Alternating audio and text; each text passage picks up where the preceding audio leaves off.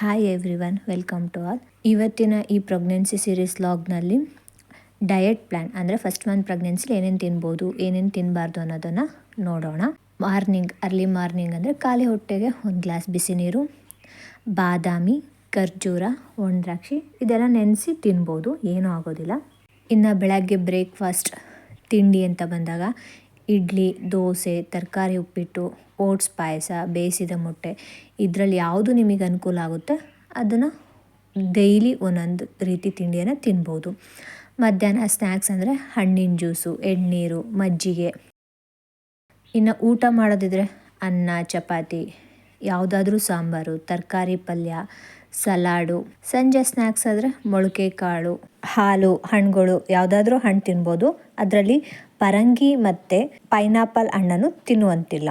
ರಾತ್ರಿ ಊಟನ ಸ್ವಲ್ಪ ಕಡಿಮೆ ತಿನ್ನಿ. Thank you.